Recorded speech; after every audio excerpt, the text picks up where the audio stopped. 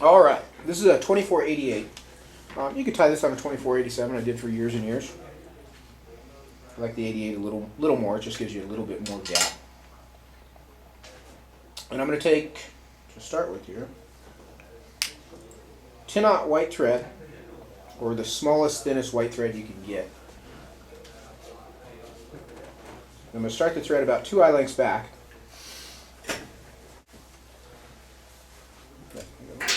I'm going to take 2 strands of black super hair and 1 strand of white.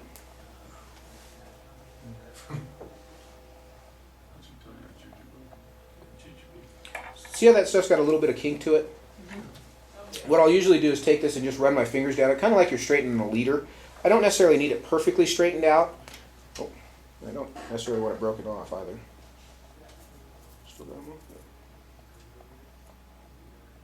I just want to take some of that kink out. It makes it a little easier to work with. When I did that Juju article for Fly Fisherman magazine, I had straightened them out. So in the pictures they're straight, and everybody in the country called and asked what kind of super hair I use, because mine's straight and theirs is not. Which actually worked out wonderfully because I sold a lot of super hair. So I've got my 3 strands. I'm going to cut the ends even, and I'll usually cut both ends even. One of the idea of cutting both ends even, and you saw me do that on the hackle also. When you're wrapping 2 fibers at the same time, if they're cut to the same length, you won't inadvertently let go of one of them. If you got one that's longer than the other, you think you have a hold of the other one at the last second, and it usually blows up. So that's why I cut them to the same length. I'm going to lay these in kind of at a steep angle here. I'll catch it with the thread. I'm going to pull them up along the side of the hook. I'm going to wrap back over them. These are along my near side. Makes no difference which order these go in. Doesn't matter how they lay. They can lay black, white, black, black, black, white, white, black, black. Any combination thereof is just fine. I'm going to continue wrapping back about halfway down the bend of the hook. And you can see I'm just making one turn behind the other. So I've just got a single layer of thread here. And then I'm going to come forward again. No taper and as skinny as I can get that. Okay. These happen to go in white, black, black, which is going to work out ideally. I used to really worry about this. The order, what I wanted was black, white, black, black, from the top to the bottom. Thereby, the first wrap from the back of the hook would be black, black, white, black, black, white. Everything lines up.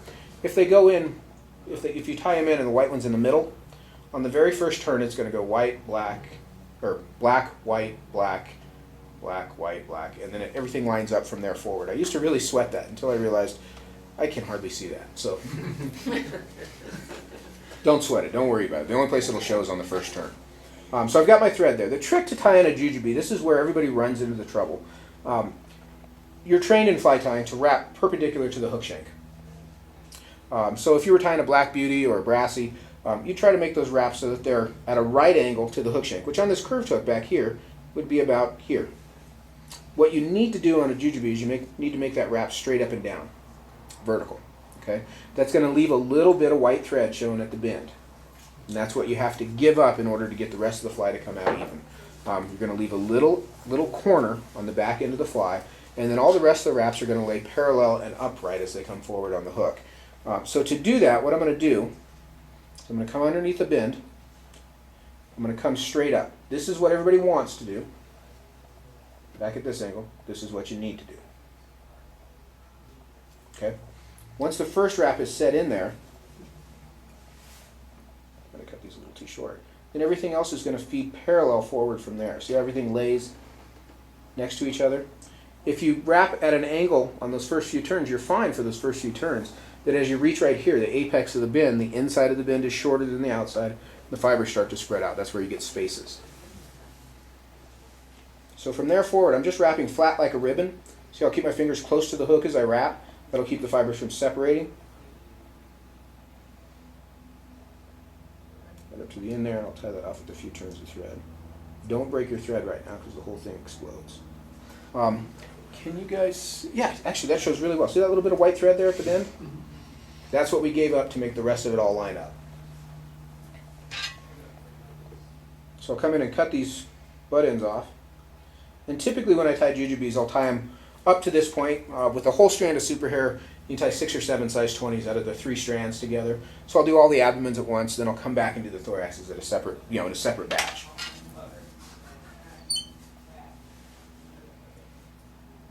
So whip finish that white thread, and like I say, normally I'd set that off in the pile and tie some more of them.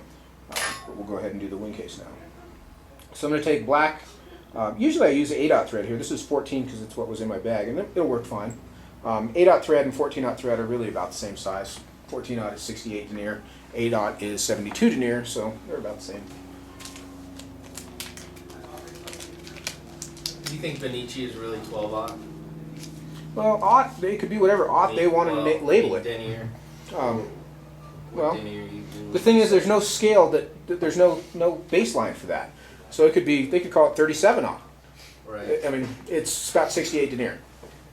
Really? About the same size as 14/0. Same size as Gordon Griffith's 14/0. There's different configurations on thread, and there's different deniers. Denier gives you the weight of the thread, like the physical weight. So polyester thread is going to be a little heavier than nylon thread, just because it's a heavier material.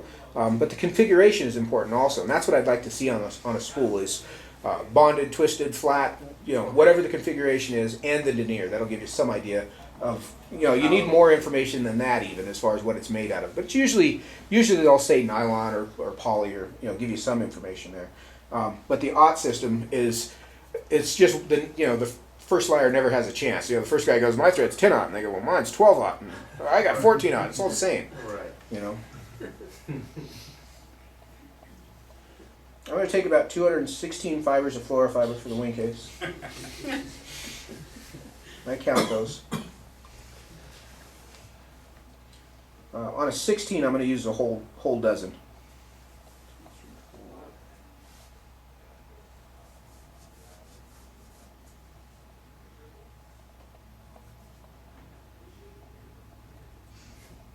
That's what a dozen looks like. It's not very many. It's about 12. I'm going to cut the ends of that square. You'll notice as I tie, I don't really tie things in and then cut them off. I cut them off, then tie them in. That gives me a much cleaner tie down, and it comes back to that scissor blade width. If I tied this in long like this and cut it off, I'd have a stub sticking out that's a blade width long. This way I can shorten that down and control that a little more, except for this one that I got to get rid of. So I just kind of pull things down to length. Notice that I still got an eye length worth of bare space up here behind the hook eye. On this great big giant Juju, I'm going to wrap back here a little. I'm going to build a little bigger thorax. This is just a bigger fly that I'm used to tying on this pattern. I'm going to build up a thorax just out of the black thread. Then I'll come down into the index point, that eye length behind the hook eye. I'm going to pull the wing case over the top so I can kind of lift that up, square it down on top, get a couple turns on it. And then I'm going to divide these 12 fibers into two bunches, which would be about 6 or 7 on the side. Right, Dave? Yeah. 6, 7. 216 would be 108 on each side. Cut your fingers out. Half back on each side, couple turns to lock that down. And then on this fly, the head is actually part of the fly. Don't try to make the head tiny on purpose. I actually want to build some of that in. The midge's wing case on a midge pupa is not right at the front of its body. It's a little bit back. There's a head in front of it. So I make the head a little more prominent. Not big, but a little more prominent than what you would on a usual fly. And on a 16, it's got to be even more. So when I go to trim these off, these little stubs are tied like legs, and I often refer to them as legs, but they're wing buds, the little stub ends of the wings that are just starting to come out. I'm going to set my scissors in here at the back edge of the wing case. I'll set the blade right against the back edge. That's going to make the legs, or the wing buds, one scissor blade width longer than the wing case is. So I'll lay those in. So they're just a touch longer. I'll kind of push them down to the sides again. That's a Juju Bee.